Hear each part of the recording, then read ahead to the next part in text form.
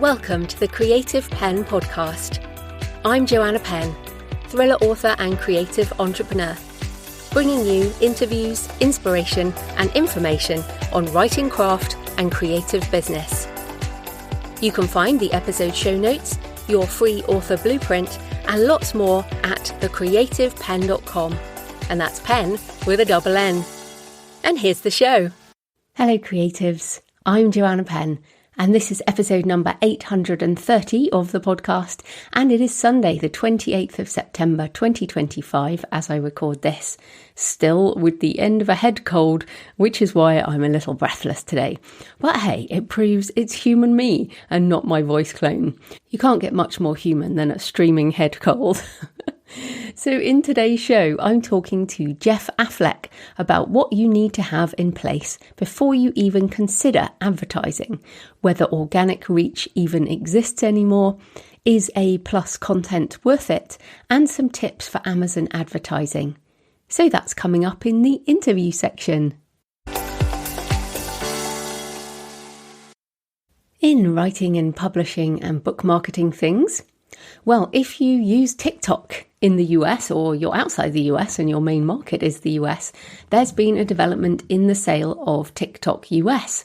As reported by the BBC and various other places, it's been over a year since the supposed ban and shutdown of TikTok. That never happened, but now President Trump likes it anyway and won't be shutting it down. It won't be disappearing, but it has been reported that a deal is being done, and once it's done, TikTok's algorithm, the technology that determines what users see in their feed, will be copied and retrained using US user data and stored in the US as part of a deal to secure the app's future in the country.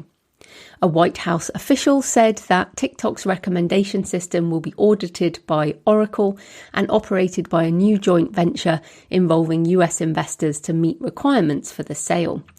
The BBC quotes a social media analyst saying, "Material or even perceived changes to the content, algorithm or app policies could prompt massive shifts in user behaviour. While the details of the deal still aren't clear, if a US-only algorithm cuts US TikTok users off from content in the rest of the world, that could degrade the user experience." This is an understatement in my opinion, and I wanted to bring it up as so many authors and so much of the publishing industry right now is dependent on TikTok and BookTok as a marketing avenue. So I worked in IT and coding and systems back in the day. I did 13 years as an IT consultant, and from my experience in software implementation, I have good news, which is it will probably take ages and a lot longer than people expect.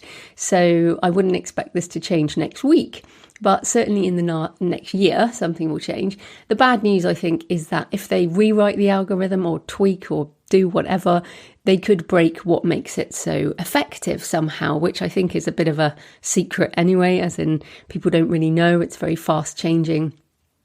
Also, apparently President Trump has said that all kinds of content will be allowed, but who knows? If there is a different app for TikTok US, I imagine it will be quite different and might be more #tradwife than #spicy, which might impact the dominance of romantasy, depending on how it goes with the various political changes in the USA. So who knows what will happen, but I wanted to bring it up because this is something that I know has been hanging over those of you who successfully use TikTok.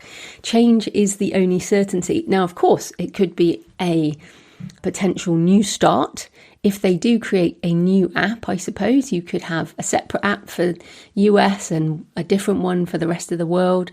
But yes, if you depend on TikTok, then make sure you're also posting onto another platform like Instagram or YouTube Shorts, and primarily try to send people to your email list because, of course, then you can contact them whatever happens. Now, if you sell direct, you get customer data anyway, but if you don't, if you direct people to Amazon or other stores, try to get people onto your email list so you can sell to them later if things change. But as I said, good news is that it will probably take a lot longer than they expect to get this sorted. In other publishing things, Written Word Media has an article on special editions, what they are and how to use them strategically. Now, you know I'm a fan of hardback special editions for my Kickstarters, and the print order has now gone into Book Vault for The Buried and the Drowned. I'll be going up to the factory to sign those in a few weeks' time, but this article goes beyond just things like that. The article says, a special edition is a version of your book that offers something extra or exclusive compared to your standard edition. It might be a new format, exclusive content, author notes, or behind-the-scenes commentary, custom cover design or illustration, sprayed edges, spreadges as they're known, foil and other special physical book elements, or digital perks like extra downloads. Special editions often appeal to your most loyal fans, those readers who want to own everything you've written and cherish your work as a collectible. But they also have marketing potential. Some ideas of when you could use them to reignite interest in a backlist title. A special edition is a great excuse to talk about it again. Offer something to superfans with special editions rewarding loyalty for a special experience.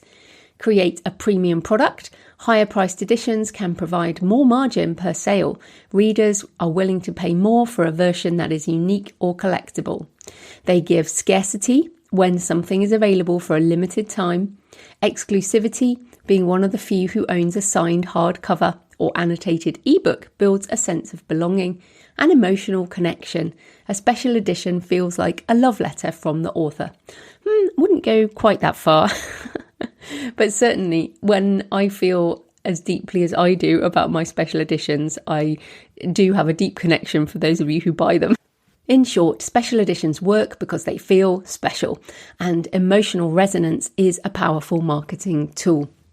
So the article has lots more ideas around the different kinds of special editions, what to include and why it matters, pricing and positioning, distribution options, and promotional ideas. Is it worth doing special editions? Yes, if they align with your goals and your readers, because it is a labour of love. It requires time, attention to detail, and a strong understanding of what your audience values. But when done well, it can deepen your relationship with readers, reinvigorate a title, and open up new income streams. I'll add to this, if you're traditionally published or you are going into a traditional deal, make sure you retain your special edition rights. Specifically, this is what enabled Brandon Sanderson to do his first Kickstarter, which made $6 million for a special leather-bound edition of The Way of Kings for the 10th anniversary of that book. That was back in 2020, and then that encouraged him to do his $41 million campaign post-pandemic. So yes, special editions are a broad church. It's hard to define what they are, but if you retain them in your contract, you could do something later on which is very creative, will please your fans, and make you some money. Also, in self-publishing things, Dale L. Roberts from Self-Publishing with Dale, who many of you will know, launches a Kickstarter this week, which includes updated books on keywords, marketing and promotion, and getting book reviews. Just go to Kickstarter and search Self-Pub with Dale, links in the show notes. But yes, Dale is a fixture in the self-publishing community. He's very helpful and enthusiastic. And so that's Self-Publishing with Dale on Kickstarter. Also, to inspire you, over on my Books and Travel podcast this week, I talk to author and ex-archaeologist Sean McLaughlin about Egypt beyond the pyramids. Now, we do talk a bit about places to visit, but we go much more into how we can look below the surface to find what's hidden, what we might leave behind as a civilization when we're gone, and the intangibility of digital. Sean also writes post-apoc as well as historical. So we ended up speculating on whether we are just stuck in the loops of history and empires rising and falling. And we talk about places that might disappear before it's too late and how we need to go visit them. And it is far more than a travel episode. So if you're interested in that kind of thing, have a listen. But I also think it's a really good example of fiction adjacent content. So if you're wondering about pitching for podcasts, not specifically my shows, but anybody's shows, then this kind of discussion makes it fun for the host and also the audience. I think if you have a listen, you'll be like, oh, this is quite a different discussion than where we could have started. And to be fair, Sean pitched talking about Egypt and I asked some questions around the post-apoc side, but I think that's what you need to think. If you are pitching yourself for a podcast, think beyond just your book. Think about themes and things that the host might be interested in. So you can listen to that on my Books and Travel podcast. Just search Books and Travel wherever you're listening to this, or go to booksandtravel.page for the backlist. So in personal news, it's been a big week, which is possibly why I got sick. But last weekend, I did a British powerlifting competition. I did the same one last year. If you're a regular listener, you know I've been into powerlifting for a few years now. And having turned 50, I am now in the M2 category. I was the only one in my category and weight class. I was in the 63 kilo category M2. So I did win because I was the only one. But I did beat last year's total. My squat has actually improved a lot. It is 3 lifts to competition standard. You have to wear a singlet and all this gear, and there are pictures on my Instagram and Facebook at Geoff Penn author if you want to have a look. I did 60 kilogram squats, so almost body weight, 35 kilo bench press and 95 kg deadlift, which I was really happy with. So yes, we all need to stay strong. But ladies, it is especially important for us post-menopause as we lose muscle mass every year unless we keep building it. So I want to encourage everyone to lift weights. That is, everyone should be lifting some heavy objects now and then. Plus it is really fun and you feel good. And I know there's lots of lifters out there in the audience and I want to encourage everyone else. I also started my new master's degree this week, and for anyone who missed it, I am doing a master's in death, religion and culture at the University of Winchester. It is a full-time online course and I'm doing it alongside my author business. So for the first time in 14 years, I'm not a full-time author, similar to most of you. So good news, I'm already loving it, which I'm pleased about as I was a little worried about whether I would cope getting back into academic study and a very different form of writing, actually.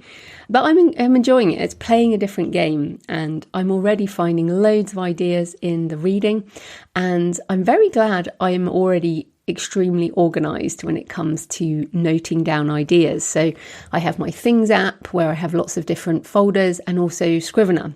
So I capture everything that pops into my brain, and there's a lot popping into my brain. So I really want this to be a refresh and a way for me to explore the themes I already write about.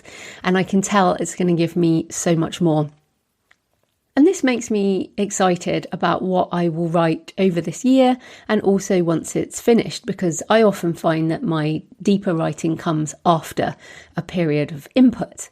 So the other thing I wanted to mention this is I did a deep clean in my office as part of the prep. Now we moved into this house in 2019, so I haven't changed things since 2019. The biggest thing I did was get rid of my enormous audio booth that has dominated this room. So the room I'm in, it's like a single bedroom. It would be like a child's bedroom, but there's no bed in it. It's just an office. And I've had probably a third of the room taken up by a huge audio booth made from carpentry, wood and sound blankets. But the technology on audio has changed, so I don't need all of that anymore. I will be doing an article on the Patreon once I've tried out the new system, but it is good to have a much bigger room again. I got rid of lots of things, decluttered, got rid of old books to make room for new ones, and I started a new journal. I use Luke Term A5 plain paper hardback journals. And starting a new journal is always a good thing to do when you start a new phase. I also wanted to mention beginner's mind, which sometimes means approaching things with a new perspective, but it can literally also mean beginners.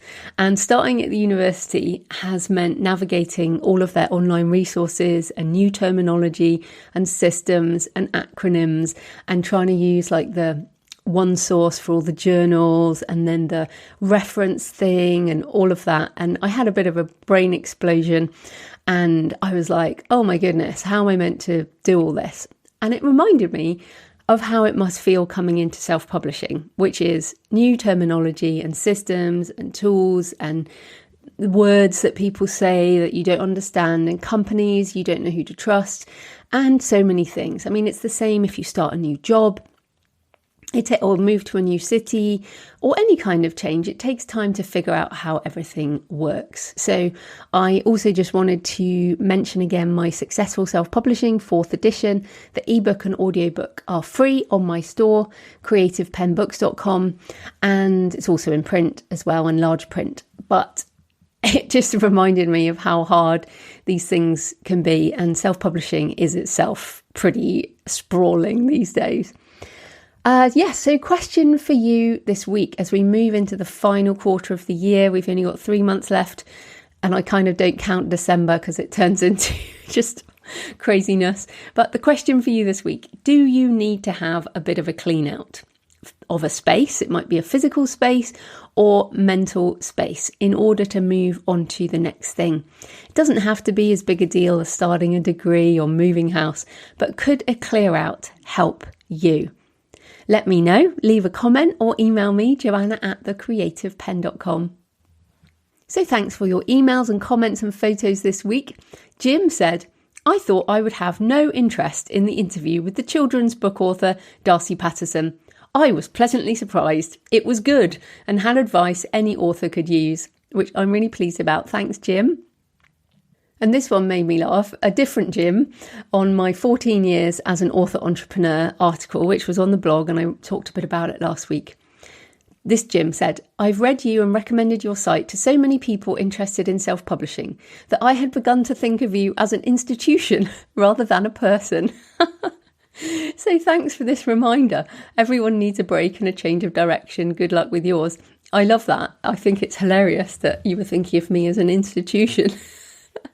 No, it's still just me here in my room with my cats. I've got Noisette, the little black one, next to me here. Also, Shane said on 14 years, seemingly we have entered the season of change and pivoting. It's probably a natural progression. After being a full-time writer for so long, I feel the need to go deeper, explore a different kind of writing and tackle new things as well. I'm happy to learn I'm not alone. This article is so inspiring. Oh, I'm glad. Thanks, Shane. And yeah, we all need to fill the creative well, as Julia Cameron in The Artist Way, wonderful book. And filling the well, we all have to do it at some point. And I'm certainly not empty, but I'm getting to that point and I'm not burned out. I just need a change. As I said, I'm not stopping. I'll still be continuing, just be a bit different. And Benjamin sent pictures saying, this is my favourite graveyard, set in small town America, nestled between a seminary and an old church. The stone walls and broken headstones set up so many potential stories in my mind. That is lovely. So please leave a comment on the podcast show notes at thecreativepenn.com or on the YouTube channel, or email me, send me pictures of where you're listening or your favourite cemetery or churchyard. Joanna@thecreativepenn.com, and answer that question I asked you about clearing space. I love to hear from you. It makes this more of a conversation. So today's show is sponsored by my wonderful patrons. Thanks to the 16 new patrons who've joined in the last week, and thanks to everyone who's been supporting for months and years. And I appreciate everyone who pops in for a month or two and then goes again. Every little helps. If you join the community, you get access to all my backlist videos and audio covering topics on writing craft, author business, tutorials on AI tools, and more. Last week, I shared my monthly Q&A, and I've also had a survey running on what patrons want from me in the community, so I can better serve with content behind the scenes, and there's quite a lot of it now. The Patreon is a monthly subscription, the equivalent of buying me a black coffee a month or a couple of coffees if you're feeling generous. So if you get value from the show and you want more, come on over and join us at patreon.com/thecreativepenn. That's patreon.com/thecreativepenn. Right, let's get into the interview. Geoff Affleck is a best-selling non-fiction author, self-publishing consultant, and Amazon ads expert, working with authors to produce and promote their books through his business, Authorpreneur Publishing. Geoff is originally Australian, but now lives in Canada. So welcome to the show, Geoff. Yes, hi Joe. Thanks for having me here. It's great. Yeah, no, this is an interesting topic. But first up, tell us a bit more about you and how you got into writing and self-publishing and why you decided to move into author services. Okay, sure. It was about 15 years ago that I started getting involved in this industry. I had always been involved in marketing and in more of a corporate job, and I got involved in personal development for myself, just for personal growth, and managed to connect up with some New York Times best-selling authors who appeared in the movie The Secret. Do you ever Oh, remember? yes. Okay, Wonderful, right. wonderful time. Yeah. Right. So I worked as a marketing director for a couple of these authors who were part of that movie. And as a result, got exposed to the world of traditional publishing because they had New York Times best-selling books. We started a course where we would invite people to come and learn about, basically the premise was, we'll teach you how to become a best-selling self-help author. And I was the marketing guy, mostly talking about building their author platforms, and became really interested in the self-publishing side of it because that was really the door that most of these authors would come into rather than traditional, and had to learn very quickly about self-publishing. So this was, as I mentioned, probably now 2012 or thereabouts. And so as I learned about self-publishing, we decided to self-publish a book ourselves, the four of us. And since then, I've just continued to be really enamored by the whole industry. And I realized quickly that I'm not really an author. I've co-authored a number of books, but writing's not my passion, although copywriting is, but not story writing. But I really love the production side of it and the book launches, the marketing, especially with Amazon. And so that's really where I focused in my business over the last 8 years or so. That's so funny with The Secret. It brings back those days. I remember reading that, and it's where I really first learned about affirmations. And Yes. my first, well, my the affirmation that really changed my life was I said, "I am creative. I am an author," and I said that years before that happened. So I know it's funny now, isn't it? We kind of look back and I don't think it's been tarnished, but there's not so much a sort of halo around the Yes. law of attraction stuff. But at the time, I I feel know. like that really made such a big hit, and a lot of the mindset stuff around it, I still feel is valuable. Absolutely. You know what I mean? It's Absolutely. that Yeah. whole self-help side. So let's get into the advertising stuff. But before we get into that, I feel like a lot of authors jump into ads like they're some kind of magic bullet. But what are the basic things that an author needs to get right? And we're going to focus on Amazon today. The basic Hmm. things that an author needs to get right with their Yeah. Amazon book sales page before they even think about this. Right. Yeah, absolutely. And this is the starting point, and it should be the starting point for anyone who's looking to publish a book, let alone promote it or spend money on it with Amazon ads. You have to think about the conversions. And what I mean by that is that if you're going to generate clicks to your book page, you have to be confident that a reasonable percentage of those clicks will turn into orders, or if you're in Kindle Unlimited, Kindle Unlimited page reads. And the number that we look for is 10%. So if you get 10 clicks from an ad, you want to get one sale or the equivalent of that in page reads. So it's really important to optimize your Amazon page. Some people call it a product page or a book listing, so that when people land, they're going to be attracted to buying your book, right? Just makes sense, doesn't it? Mm. And there are about 7 elements that we focus on that you really need to get right. And you need to get all of them right. Sometimes just having one of them a little bit off can skew it. And I could do a 2 hour talk on this, but I'll just sort of highlight it. A Right. quick introduction. So obviously the first one is the book cover. And that's the one that actually helps generate ad clicks because people don't see a lot about your book. They just see the cover, the title, how many reviews you have, and so on. And if it looks interesting, they'll click on it. So if you've got a cover that stands out as a little thumbnail on like an Amazon ad thumbnail, you're more likely to get a higher click-through rate on your ads, which means more traffic. So that's super important. And of course, the cover has to be aligned with the genre and be legible and all of that. So the cover is one. And here's one that a lot of people I notice miss, and it's the attention to keywords. You probably know that when you self-publish, there's 7 keywords you can put in the metadata when you upload your book to Amazon, right? Most people don't give a lot of thought to that. Just put in some words and hope that that's okay. But keywords are really important, and it's a whole thing to learn how to get them right. But finding keywords that are popular yet not too competitive is the key, because that's what what their algorithm looks at when it's deciding whether your book's going to show up or not on a search are the keywords. And it's really important to get at least one good keyword phrase into your title and more often into your subtitle. So I see a lot of authors, they'll publish a novel with a title and then leave the subtitle blank. So adding a subtitle that describes a little bit about the genre and or a trope.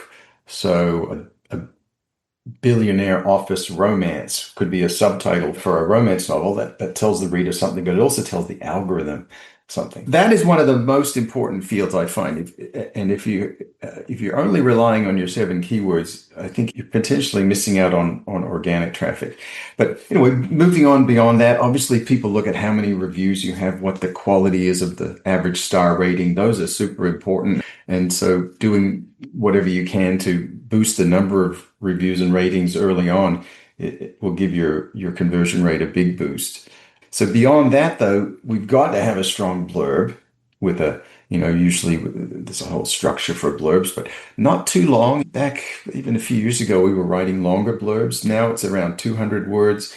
A really strong headline with a hook, bolded is nice. Short paragraphs, the right elements, and then a call to action. So I won't go in any further than that, but that is key. But beyond that, a lot of people don't read blurbs. They kind of skim them. That's why shorter is often a little bit better. But increasingly, A+ content is another way to supplement the blurb. So it's kind of like an additional blurb where we can put graphics up on the page that will help the reader understand more about the book and some reasons why they should buy it. Finally, I think price is really important. Can't be too high or even too low can sometimes be a dissuader because price and quality are often correlated. And make sure your books are in the right categories. That's really important too.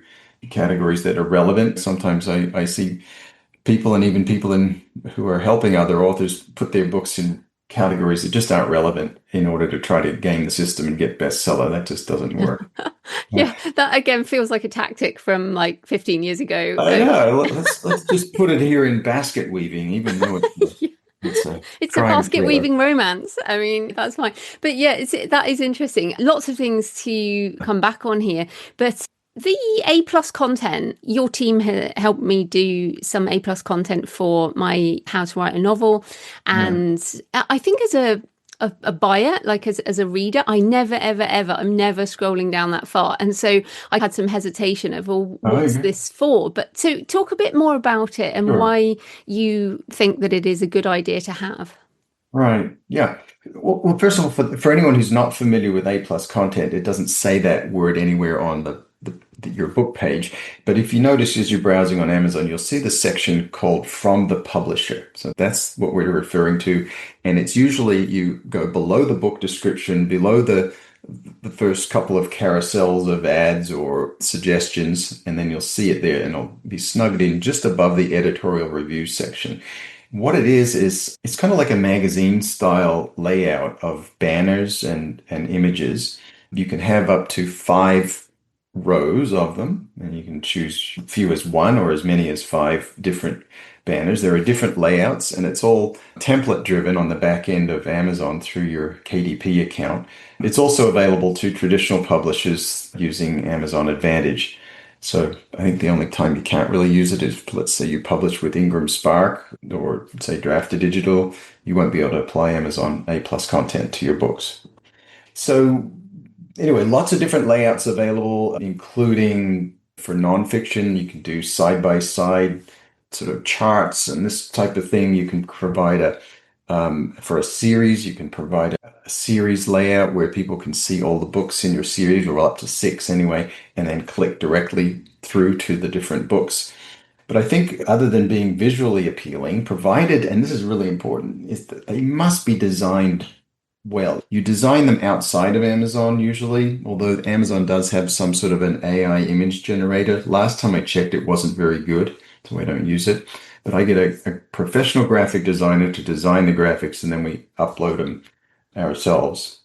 We find that generally speaking, it will help increase your conversion rate because as people skim the book blurb, maybe don't take it all in, it gives you another chance to connect with them. It's visually appealing, so it tends to stop shoppers from scrolling because it's a little more interesting. So it's something that they can quickly read and perhaps even get more of an emotional connection to the book. You can use it to build trust and authority for the author in a way that you can't really do in the blurb. As I mentioned, you can showcase the series, and it gives you an SEO boost because behind each image, you get to input more keywords.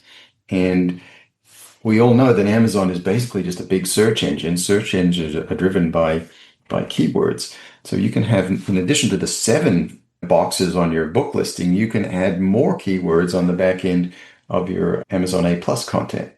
So I think for most authors, it's worth doing. It can work very well for series authors, children's authors, because you can show the visuals of the inside of the book. And I feel like if you're not doing it, you're sort of leaving something on the table that with not much effort you could do. Yeah, and I think, and another important thing, it is free. I mean, obviously, if you hire someone Actually, to make the images, that costs money, but actually, yeah. you can just add it onto your KDP account per book and per country as well. It has to be done per country and Yeah, state. that is a bit of a pain, but It is a yes, pain. It's not a great interface, to be fair, no, no, but no, it no. is free. Absolutely not. And I will say that some authors that I've come across have done their own A plus content using, say, one of those design tools like Canva or something, Mm. which can be great if you are a graphic designer. I've seen some pretty poor A plus content design, and that can detract from the book and can actually impact your sales negatively because I think if readers see sort of amateurish graphic design, they subconsciously think, well, geez, well, what's the writing like? So, Yeah, I mean, so I it is. really caution your listeners to get a professional designer. It doesn't have to be expensive, $100 or something, and then you get some good design. Yeah, absolutely. Okay, so let's just coming to the advertising. So we're going to Yeah. assume now that we've got our page sorted with all those things. And I know some people who haven't sort of might have heard this before, are like, goodness me, that's a lot to do before just Hmm. clicking on an ad. But as you say, it's not just a magic bullet. But let's do, as a bigger question, do we really have to advertise? Like, Hmm. people in back in the old days could just upload a book on Amazon and it would Yeah. sell. Is that possible anymore? Is organic Hmm. reach a reality? I I don't really think so. Well, for new authors, for most authors who don't have a platform, say a large email list, social media following, and so on, it's pretty hard to get noticed. I don't know what you've heard. I think it's something like 5,000 books a day are published on Amazon or Yeah, something. it is ridiculous. It's just crazy, right? So you've got all this clutter that you've got to cut through. I came across someone last week who'd done nothing. He published his book in July and he said, "Oh, I think we've done all right. We sold 1,800 copies so far." I said, "Oh my God, that's that's That's really very good. good. That's really good. It's his first book, and no advertising. What did you do? Oh, well, I've got a pretty big email list. So right. So we all know that that's important. But Mm. if you don't have something like that, and he's probably tapped out his email list by now. So now we're doing the things we just talked about, optimizing the product page and then starting Amazon ads because eventually your email list is going to run dry. So with the absence of a platform or some other way to promote your book, Amazon ads are I think, are the best way to have your book put in front of thousands, even millions of shoppers over time. And usually we see it takes about 1,000 times to get a click. So in other words, your ads show 1,000 times, you get a click. That's average, sometimes better, sometimes worse. So you've got to get lots of impressions of your ads to get a small number of clicks to get a small number of sales. So I think it's important, unless you've got something else that works for you. Some authors do really well with Facebook ads, and I think that's great too. But to me, Amazon ads is like this. You're going to the supermarket and you're looking for soup. Hmm. You go to the soup aisle and you look at the soup, and then another can of soup catches your eye, and well, that's interesting. I think I'll try that one.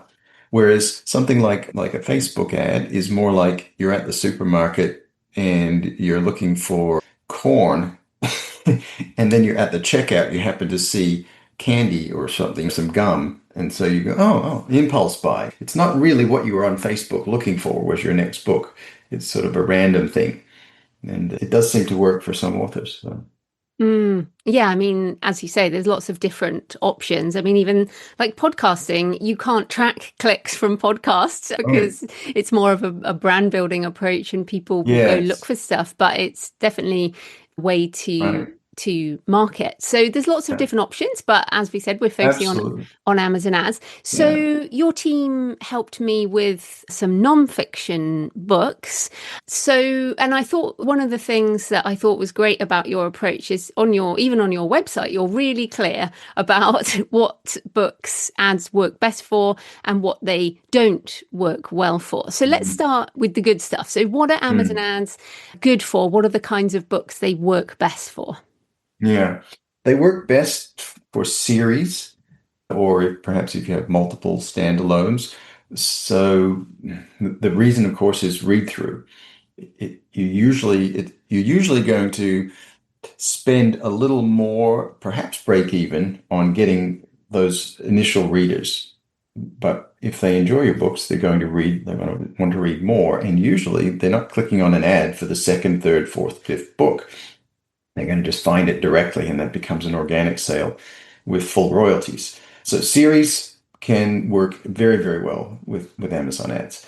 I think in general, any book where the book page converts from clicks to orders. So that can be the book one in a series, which perhaps has a low price to entice the reader, but it can also be a standalone. It could be a standalone nonfiction, could be a standalone novel, as long as it converts. We've got some examples where we just know that for every 6 clicks that this author gets, there's a sale. It just happens over and over again, probably because they've got a great product page and good reviews. And I think you sometimes it doesn't work as well if you're in a very low volume niche, something that's just really obscure. And that's more because there's just not much traffic, you know. Mm. Yeah. So I think those are probably the best answers I can give for you. What about KU? Yeah, absolutely. Amazon ads will certainly drive up your KU. We've got some authors who, one in particular is doing 150,000 monthly page reads on KU from her ad clicks, but 1.5 million monthly overall. So the ad clicks are just driving people into book one, and then they just keep on reading. So But it's almost like, what yeah. about because you mentioned their series, but for example, there are some genres where most of the series in a genre might be in KU, and then if you're Mhm. trying to advertise a book that's not in KU, it might not work so well. Yeah, we find it works either way. It really varies from case to case, but Amazon ads on the dashboard, it does track your page reads that you generate from the ads as well as the orders that you generate. So you can really effectively see the impact of the ads. Mm. You can And see exactly how many page reads came from your ads versus orders. Mm. And I mean, you mentioned reviews briefly, but if a book is only got a couple of reviews, or many authors still who are new to self-publishing, especially think that they should be advertising at launch, doing Amazon ads, but you don't really have any reviews at launch. So Yeah. when is the best time to be advertising? Right. Well, one thing about advertising at launch, it can help you certainly get your book, your brand out there with all of the different impressions of your ads. And Amazon gives you like a little banner on your ads when your book is new that says just released. It's a little gray banner that goes right above the cover.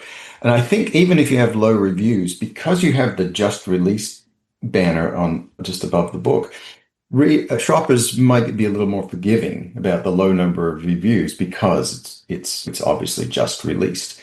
So when we do book launches, I almost always include Amazon ads in the book launch.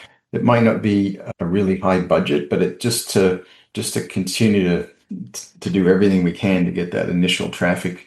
Because what we're trying to do with a launch is we're trying to, I think there's really three things. One is get the Amazon algorithm to notice your book and figure out how it fits into the Amazon universe. Number two is to get as many reviews as you can quickly. And number three is royalties, because without the first two, long-term royalties are just not going to happen.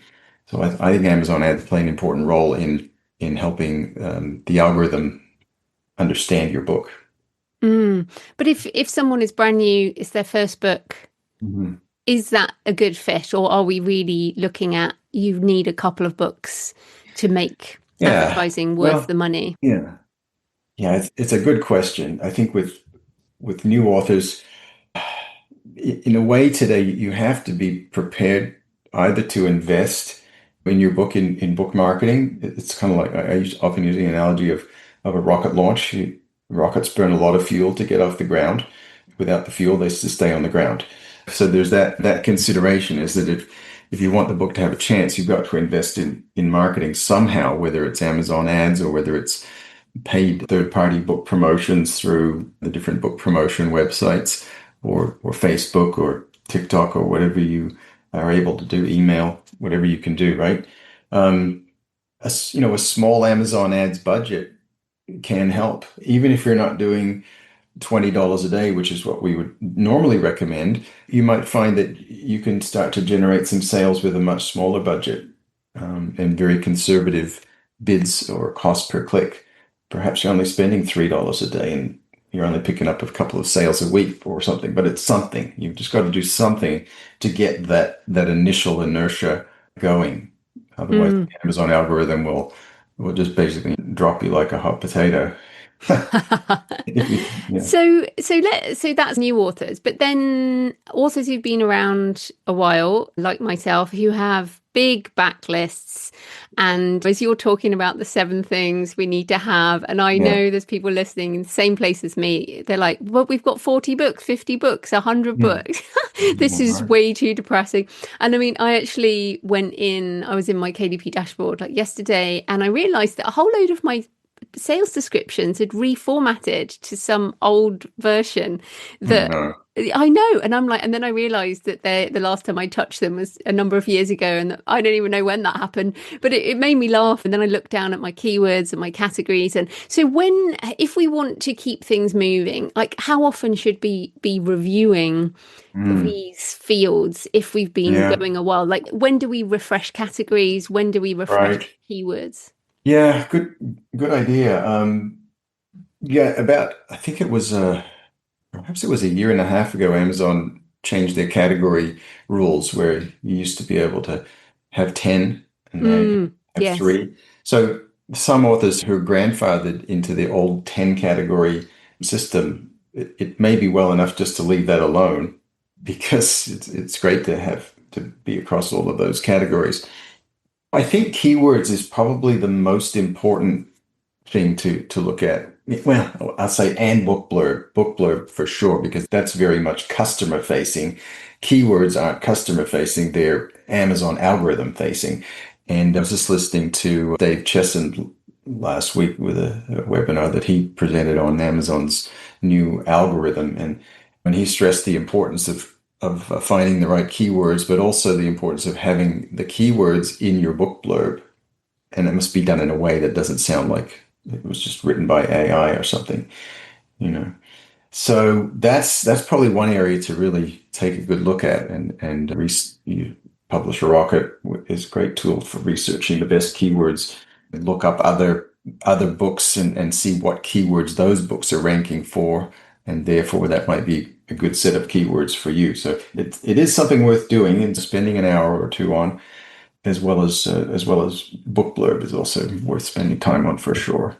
Yeah, yeah. Yeah. It's one of these things that just the more you write, the more you publish, and then the backlist becomes this kind of sprawling thing, especially when Yeah. you're wide like I am, and then you have all these Yeah. different formats and platforms, and you just, yeah, you figure how traditional publishers forget to maintain things. It's kind of obvious when you realize how Yeah. many books they And manage. and, and you mentioned formatting issues with book blurbs, and Mm. that's quite common too. And because Amazon's little WYSIWYG where you enter your book description isn't perfect, and it does strange things. So you really got to, after you publish your book description, make sure you look at it and on your Amazon page and check the formatting. I can't tell you how many times I've seen all bold or Oh yeah, all all bold large heading or or all italics. no spaces between the paragraphs or whatever. So you got to really check your output as well. And there are tools out there that can generate the HTML so that you can put it in directly that way. Get some eyeballs on your product pages, whether it's yours, but better off someone else's, or even better, someone like me who does this for a living. Get some opinions on what are customers seeing when they come to your product page. Because usually as an author, you're too close to it and you can't see the forest for the trees, so to speak. So get some other opinions on what do you think about my blurb and the cover, and is it clear? Because it might be clear to you, but it might not be clear to someone who's never heard of your book before. Yeah. Absolutely. Mhm. Yeah, there are so many things, and that's partly why I wanted to talk to you because I feel like the people just say advertising like paid ads as if it is going to solve all the problems Yeah. of selling books, and yet so much stuff does go into it, and a lot of it is basics, like it's basic marketing, like 101. That's But right. yeah, it's still hard. It's still hard, and particularly for Mhm. cross-genre books, a lot of my fiction, I've found that many of the sort of standard approaches don't work on Amazon when you write cross genre because Mhm. it is really hard to it just in the categories and the keywords it doesn't fit the Yeah. boxes so Hmm. well. But I Yeah. did, Cross genre is a tough one for yeah, sure. it is. so Yeah. but my answer to that is to focus on the books that are more easily marketed. That's another trick, isn't it? You don't have to market every single book. Oh, no, you don't. No, just absolutely not. just market the ones that are going to make you the most money and the ones that are more easily marketed on this platform. So for me, Hmm. Amazon ads work best for my nonfiction because it's really obvious what it is. Hmm. Yeah. Yeah. That makes sense. Absolutely. Yeah. Yeah. So I did want to ask you because I've used a combination of auto ads and manual targeting. So can Hmm. you explain to people what's the difference Oh, with that sure. and when might auto ads work and when might they not? Yeah, absolutely. So with Amazon ads, the way that they work is all about something called targeting. And targeting, you can think of it like this. Which other books on Amazon do you want to piggyback on? Which ones are like yours? Because if you can find books that are like yours, then when someone's browsing that book, they'll see your ad, they'll click on it, and they might buy your book. So we want to target. And there's really we'll call it three ways of targeting your ads. One is automatic. Automatic, often just called auto ads. Amazon decides where it thinks your ads should be displayed. So you have no control over where they show up. You just trust the algorithm understands your book and will put it in the right place. Now, usually it's going to advertise it on books that are in the same categories as you. That's sort of the default.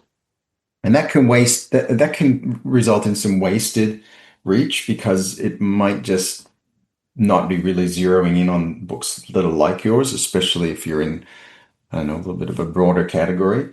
The other thing we find with auto ads is that quite often you don't get that many impressions. Impressions is how many times your ads are displayed.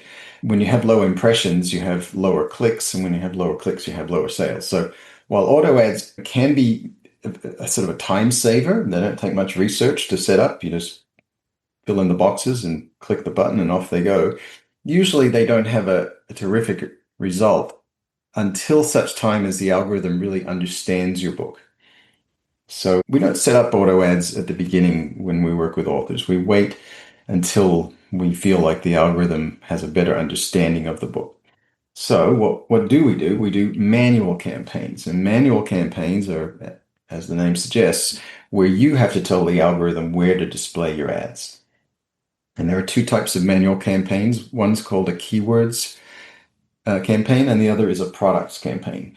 And keywords, as the name implies, is you would enter in, let's say, 50 keywords that you want to use for your ads. And they could be author names of comps, they could be other book titles or series titles, and they could be genre or trope related terms or even character types, etc. So if you have a combination of those things, which you have to manually research by perhaps looking at the also boughts for your book that are showing up on your product page, using Publisher Rocket is a great tool.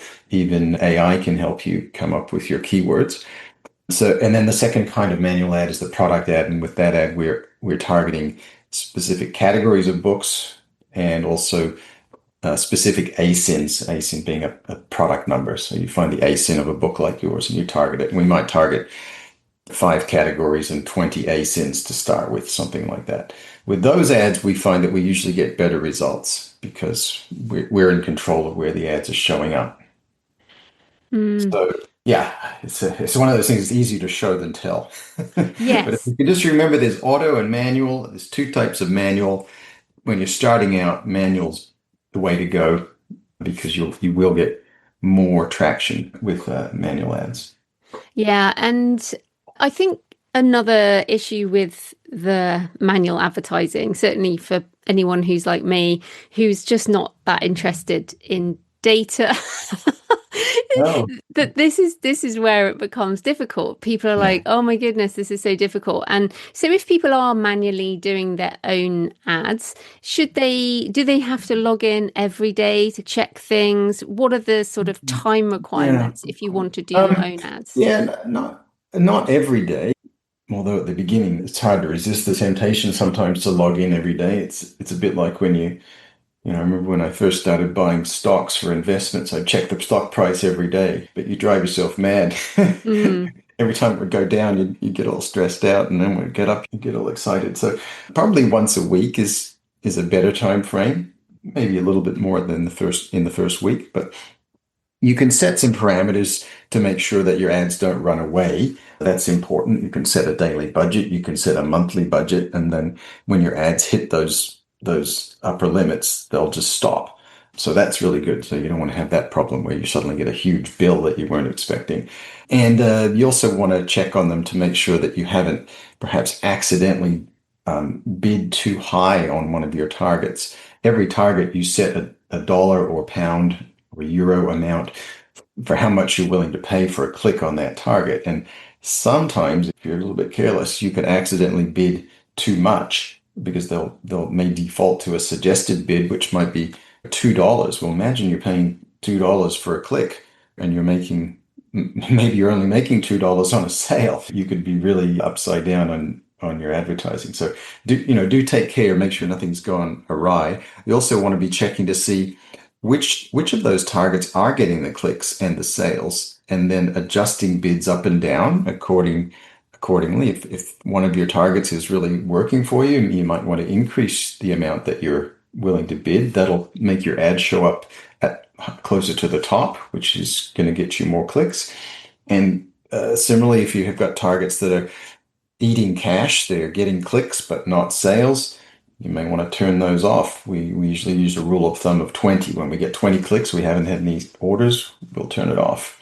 So you do need to do some adjustments, and usually twice a month or so is enough time between adjustments. Mm. Yeah. Yeah, so obviously authors can do their own ads. It's Oh, just available. People can log into their KDP yeah. dashboard and you can use per book or there's just one marketing link for the whole thing. You can go in and manage it all there. But if people want help, what does your team offer? Yeah, sure. Yeah, so everyone can do Amazon ads, even whether you're self-published or even if you're traditionally published, you can still run Amazon ads. That's just fine. I should just mention those who are traditionally published won't have a KDP dashboard, but you can get into Amazon ads through your Author Central account under the Marketing and Reports tab. We offer a managed Amazon ads service, have been doing that since 2019. Basically, you turn over your ads to us. We access your ads account through what is known as editor access, which basically is a permission that you grant us so that we can log into your ads account through my account. We don't need your password. We can't go shopping and buy anything on your Amazon account. And we do handle the setup of the ads, including all the keyword and target research, set up the ads, and then monitor, analyze, and optimize regularly. And we'll provide support for authors as well. And in particular, we'll take a good look at your product page. Back to the beginning of that conversation. That's actually our first step before we even run the ads, is we'll have a session with you. One of my team will evaluate your product page and make written recommendations about what we recommend that you would improve before you even start advertising, and then give you the guidance on what to do. And if you can't do it yourself, we can help you with those things usually too.